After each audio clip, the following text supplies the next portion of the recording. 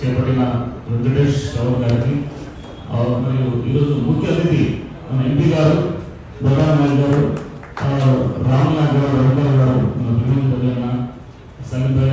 అందరు professors intellectuals అందరికీ నమస్కారం.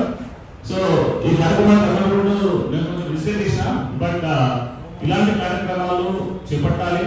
దీంట్లో ఇంటలెక్చువల్స్ సమాజం గురించి ఆలోచించినటువంటి వారు అన్ని కులాలకు సంబంధించిన వాళ్ళు ఎస్సీ ఎస్టీ బీసీ మైనారిటీస్ అందరూ కలిసి ఏకమైనప్పుడు డెఫినెట్గా మనం పెద్ద సక్సెస్ సాధించగలుగుతాము.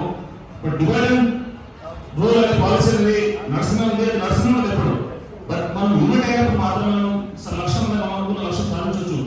ఎస్పెషల్లీ బాబా సాహెబ్ అంబేద్కర్ గారు రచించిన రాజ్యాంగం ప్రకారం ఎస్సీ ఎస్టీలకు రిజర్వేషన్ రావడం జరిగింది. ఆ రిజర్వేషన్ వచ్చిన కాబట్టి ఈరోజు ఎడ్యుకేషన్ లో ఎంప్లాయ్మెంట్ లో పొలిటికల్ ఎంప్లాయ్ రావాలి, లేకపోతే అదే రిజర్వేషన్ లేకుంటే ఈరోజు ఈ విధంగా కూర్చొని మాట్లాడే పరిస్థితి ఉండేదా? లేదు. దానికి రాజ్యాంగాన్ని పరిరక్షించుకునే బాధ్యత పొందండి, గుర్తుపెట్టుకోండి. ఇప్పుడు అమెండ్మెంట్స్ చాలా తీసుకొస్తా ఉన్నారు. అరే మైనారిటీకి సంబంధించిన ఇష్యూ అని వదిలేసి, ఎస్సీలకు సంబంధించిన మీరు వదిలేసి, ఎస్టీలకు సంబంధించిన విధాలు వదిలేసినప్పుడు మనము యునైట్ కానప్పుడు డివైడ్ చేసి ఒకరి అక్కల్ని సెపరేట్ చేసుకుంటాం. చేసిన తర్వాత ఏమైతే నేను ఎస్సీ గురించి పట్టించుకోలేదు, ఎస్టీ గురించి పట్టించుకోలేదు, అలాంటి ఎవరు పట్టించుకున్నప్పుడు రాజ్యాంగం అనే మార్పు సమూలంగా చేసినప్పుడు ఫ్యూచర్ రిజర్వేషన్ చేసే అవకాశం ఉంది. బీజేపీ గవర్నమెంట్ ఏదైనా చేయొచ్చు, దాన్ని వ్యతిరేకించే బాధ్యతను అందరూ తీసుకోవాలి. తీసుకున్నాం కదా 100% ముస్లిం గవర్నమెంట్ మేము బాధ్యత తీసుకుంటాము. ఎస్పెషల్ ఏమంటే ఫర్ ఎగ్జాంపుల్ ఎంప్లాయ్మెంట్ తీసుకోండి. సరే మీకు పొలిటికల్ గా రిజర్వేషన్ ఉంది, ఒక ఎమ్మెల్యేలో ఎంపీ కావడానికి డెఫినెట్గా మీకు రిజర్వ్ కాన్స్టిట్యూషన్ ఉంది కాబట్టి పోటీ చేయగలరు ఏదో పార్టీ నుంచి, ఇదే కాంగ్రెస్ బీజేపీ బీఆర్ఎస్ నుంచి అనుకోండి. కానీ ఒకసారి ఎలక్ట్ అయిన తర్వాత కూడా యాజ్ మీ కమ్యూనిటీ నుంచి ఎస్టీ కమ్యూనిటీ నుంచి మీకు నార్మల్ గా ఉండే ఒక ఎంపీ లాగా, నార్మల్ గా ఉండే ఎంపీ లాగా ఆలోచన పవర్స్ ఉన్నాయి. మీకు ఆలోచించండి. ఏదో మీకు నిర్మాణం చేసినట్టు ఇస్తున్నారు తప్ప ఒక పదవి వచ్చినా కానీ ఏ వచ్చినా పవర్స్ అనేది కనబడలేదు. బట్ ఈ సమాజం నుంచి ఎస్టీ సమాజం నుంచి కానీ ఎస్సీ సమాజం నుంచి కానీ మీకు పవర్ఫుల్ కనబడాలి. మన సమాజం ఫర్ ఎగ్జాంపుల్ ఎస్టీ తీసుకోండి 10% ఉంది, 10% పెద్ద పవర్ఫుల్. ఎస్సీ తీసుకోండి 18-20% ఉంది, చాలా పెద్ద పర్సెంటేజ్.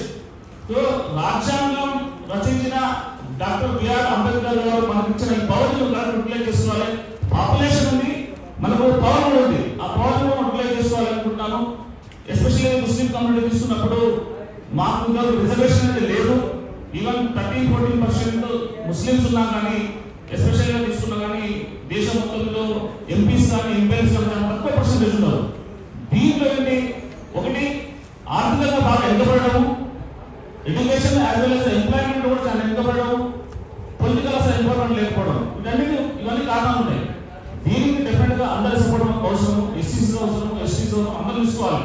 ఎస్పెషల్గా నేను ఏమంటున్నానంటే ఫర్ ఎగ్జాంపుల్ మీరు రిజర్వేషన్ ఉంది, మీకు ఎస్సీ ఎస్టీ రిజర్వేషన్ ఉంది, కానీ ఎంప్లాయ్మెంట్ లేనప్పుడు సెంట్రల్ గవర్నమెంట్ పోస్ట్ అయినప్పుడు మీకు ఆ రిజర్వేషన్ కూడా లాభం లేదు. ఎంప్లాయ్మెంట్ కూడా గవర్నమెంట్ ఎంప్లాయ్మెంట్ కూడా డెఫినెట్ గా కొట్లాడాలి. రాష్ట్రం పరిధిలో కానీ దేశం పరిధిలో ఉన్న ఎంప్లాయ్మెంట్ గవర్నమెంట్ ఎంప్లాయ్మెంట్ ఉన్నప్పుడే మీకు రిజర్వేషన్ వాల్యూ ఉంటుంది. ఆ రిజర్వేషన్ ప్రకారం ఎంప్లాయ్మెంట్ ఉంది. రిజర్వేషన్ ఇచ్చినాము మరి గవర్నమెంట్ ఉద్యోగాలు ఇస్తున్నాము, దానివల్ల ఉపయోగం ఉంటుంది. దీని మీద కూడా స్టేట్ లెవెల్ కూడా ఫైట్ చేయాలి, సెంట్రల్ లెవెల్ ఫైట్ చేయాలి. ఈ రిజర్వేషన్ యూటిలైజ్ చేసుకోవాలనుకున్నప్పుడు డెఫినెట్ ఫైట్ చేసి సాధించుకోవాల్సిందే. ఫైట్ చేసుకుంటా ఏది రాదు పెట్టుకుంది. అండ్ యునైటెడ్ ఉండాలి. ఎస్సీ ఎస్టీ బీసీ ఎస్పెషల్గా మనం యునైటెడ్ అయినప్పుడు ఎలాంటి లక్ష్యాలను సాధించవచ్చు. ఈ అవకాశం ఇచ్చినందుకు ధన్యవాదాలు. Thank you very much.